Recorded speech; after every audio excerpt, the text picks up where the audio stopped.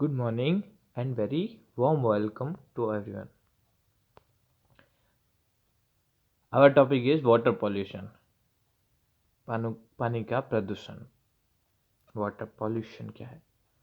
Water dissolve the fertilizer and pesticides that we use on our farms. तो जहाँ पर हम लोग खेती वगैरह करते हैं, जहाँ पर खेत वगैरह है, तो उसके अंदर फसलों को उगाने के लिए या क्रॉप्स की अच्छे प्रोडक्शन के लिए फर्टिलाइज़र यूज़ करते हैं, पेस्टिसाइड्स यूज़ करते हैं पेस्ट वगैरह को मारने के लिए.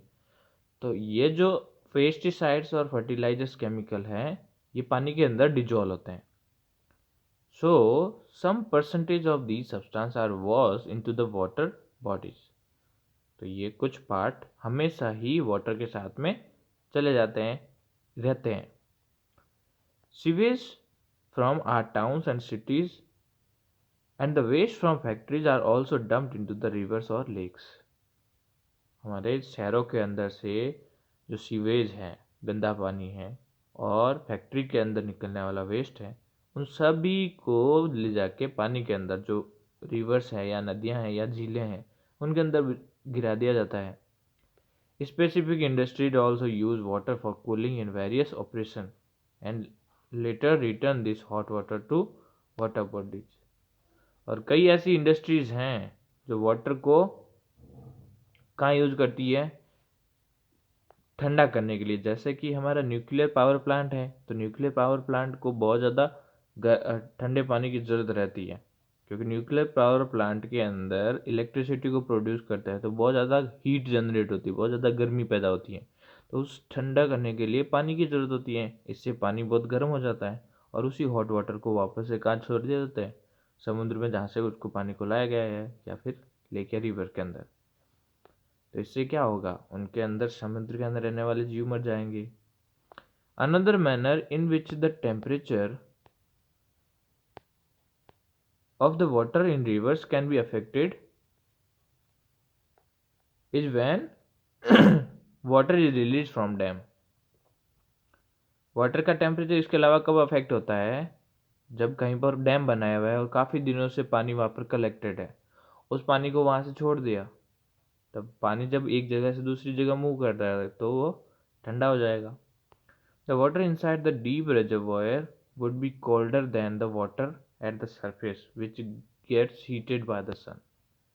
अब ज़्यादातर पानी कहाँ है? अंडर वाटर है, अंडरग्राउंड है. तो अंडरग्राउंड के अंदर जो वाटर है वो तो कैसा होगा? गर्म होगा, या ऊपर वाले के मुकाबले ठंडा होगा.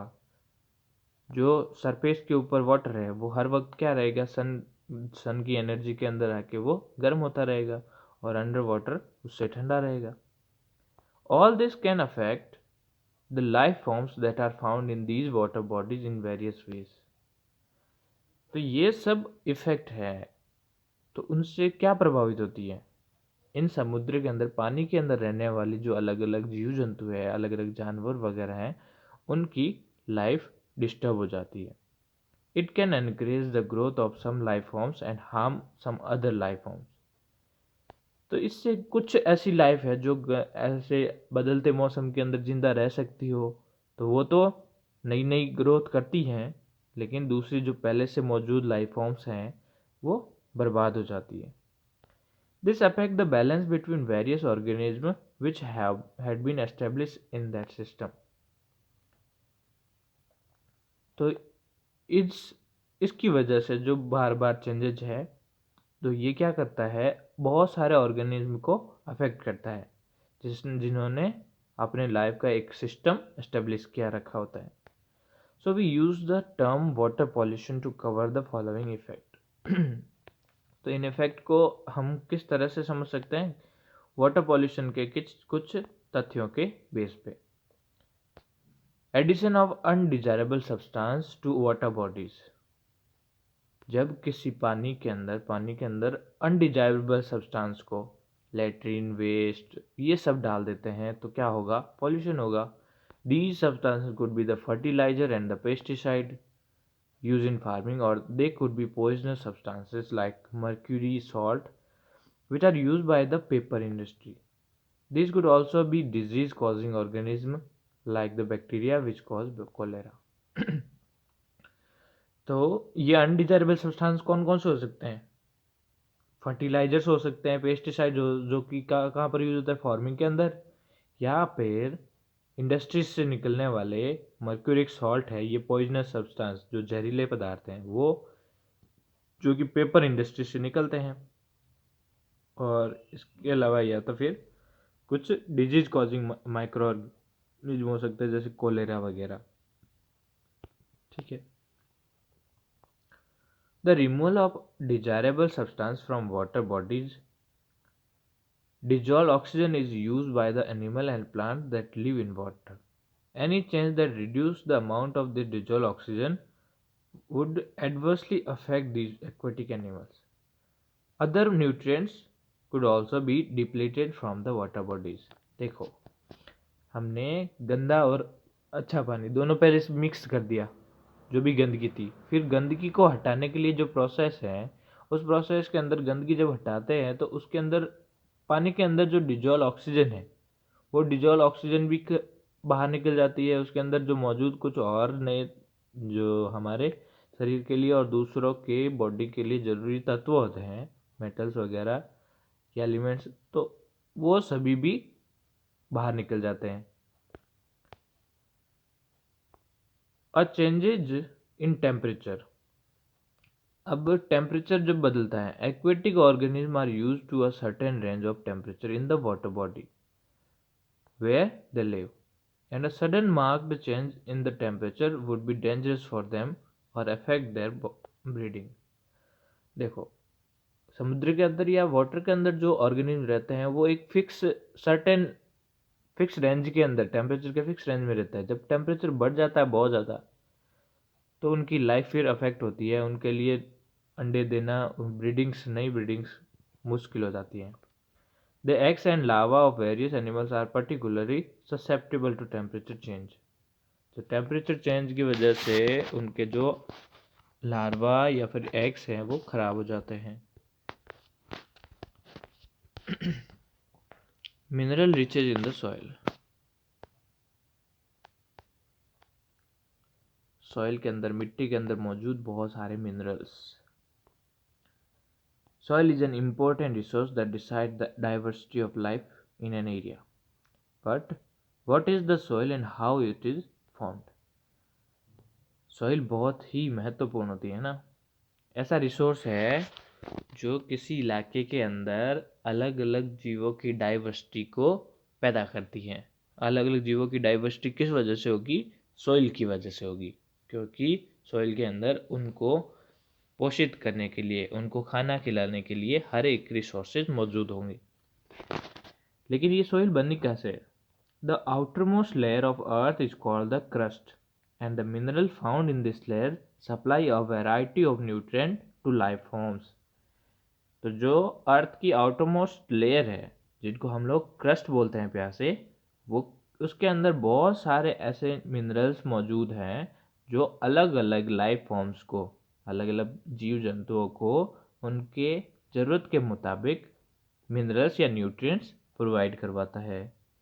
But these minerals will not be available to the organism if the mineral are bound up in huge rock. लेकिन ये हमको कब मिलेंगे? जब नॉर्मल सॉइल के फॉर्म में होगी, है ना। अगर बड़ी बड़ी सी चट्टानों के फॉर्म में है, तो चट्टानों के अंदर तो वो सब बंधे हुए रहेंगे एक बड़े पत्थर के अंदर, तो पत्थर से तो हम लोग या कोई भी मिनरल्स नहीं निकाल सकते। तो जब वो सॉइल के फॉर्म में कन्वर्ट हो जाएगी छोटी छोटी सी, तब वो काम आएगा। Over long periods of time, thousands and millions of years, the rock at or near the surface of the earth are broken down by various physical, chemical and some biological process. तो बहुत सालों से, हजारों करोड़ों सालों से जो rocks हैं, चट्टानें हैं, वो धीरे धीरे करके किसी फिजिकल कारणों से, मतलब बहुत तेज हवाएं चलती हैं, बरसात होती है, जब बरसात होती है, हवाएं चलती है, तो बहुत धूप पड़ती है, तो उस वजह से भी चट्टानें टूट जाती है, धीरे धीरे टूटने लगती हैं। केमिकल की वजह से, जैसे बाहर ऑक्सीजन से रिएक्शन करके, बर्फ से रिएक्शन करके, कार्बन से रिएक्शन करके भी ये चट्टानें कमज़ोर हो जाती है और धीरे टूटती रहती है। बायोलॉजिकल प्रोसेस कौन से हुए? अगर चट्टानों के अंदर छोटे छोटे से पेड़ पौधे उग जाते हैं तो उनकी जड़ें अंदर तक जाती है, वो जड़ें उन पत्थरों को भी तोड़ देती है। तो और भी कई रीजन है, जैसे जीव जंतु पत्थरों के अंदर गुफाएं बनाते हैं तो उस वजह से टूट जाता है, ये पत्थर वगैरह टूटने लगते हैं। तो इन कई प्रोसेस से ये धीरे धीरे सॉइल में कन्वर्ट होती रही है। The end product of this breaking down is the fine particle of soil. अब चट्टानों के टूटने से क्या बनेगी? सॉइल बनेगी, जो कि बारीक दानों से बनी है, बारीक बहुत ही छोटे छोटे से। But what are the factor of process that make soil? लेकिन ऐसे कौन से फैक्टर है जो सॉइल को बनाते हैं? पहला फैक्टर है सन। धूप कैसे काम करती है? The sun heats up rock during the day so that they expand. जब दिन होता है, दिन के वक्त गर्मी पड़ती है, तो गर्मी की वजह से उन चट्टानों के ऊपर, चट्टानों का जो मैटर है वो एक्सपेंड होता है। हमने पढ़ा कि मैटर, कोई भी मैटर हो, जब उसको हीट करते हैं, गर्म करते हैं, तो वो एक्सपेंड होना शुरू होता है, उसके पार्टिकल है दूर दूर जाना शुरू कर देते हैं। तो दीज रॉक कूल डाउन। अब ये दिन के वक्त तो एक्सपेंड हुए, लेकिन जब रात होती है, these rock cool down and contract, वापस से वो पास आना शुरू हो जाता है, क्योंकि रात को टेम्परेचर कम हो जाता है, और जब टेम्परेचर कम होता है तो वापस मटेरियल पास में आते हैं। Since all part of the rock do not expand and contract at the same rate, this result is the formation of crack and ultimately the huge rock break up into small pieces. तो सभी का जो contract और expand होने का rate है वो same नहीं होता, और धीरे धीरे वो क्या करते हैं, टूटना शुरू हो जाते हैं, ठीक है, और छोटे छोटे पार्टिकल में कन्वर्ट हो जाते हैं, जो कि हमारी सॉइल है। Water helps in the formation of soil in two ways. One, water could get into the crack in the rock found due to the uneven heating by the sun. If this water later freezes, it would cause the crack to widen.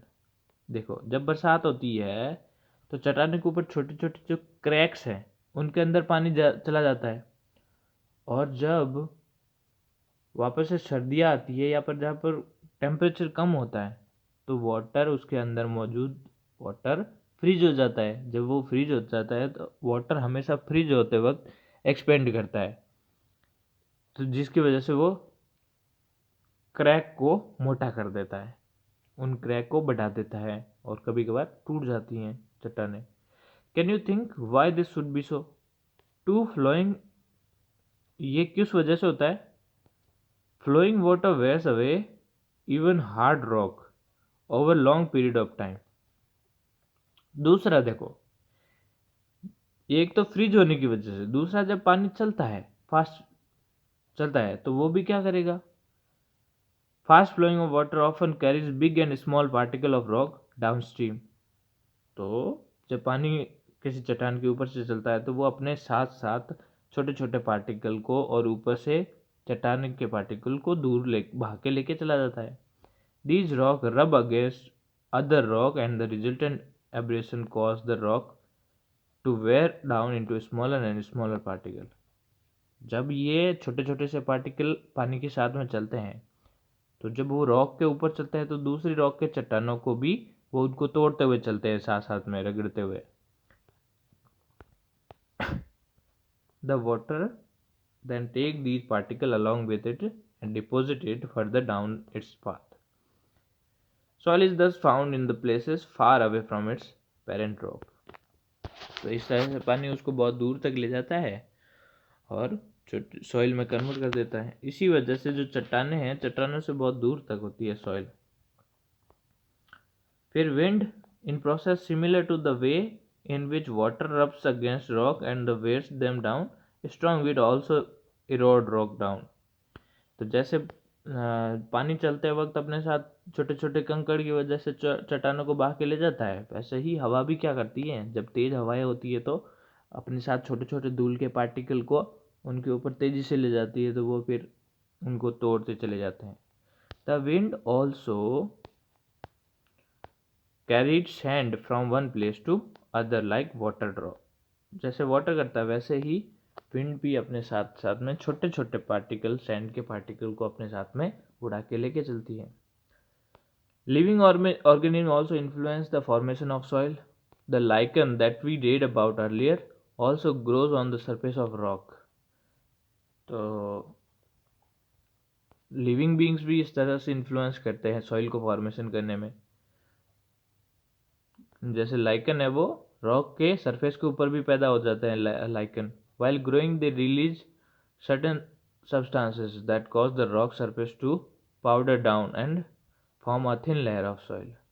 तो जो lichen है, lichen के formation के वक्त एक ऐसा chemical निकलता है, वो केमिकल उसको चट्टान को पाउडर में कन्वर्ट कर देता है।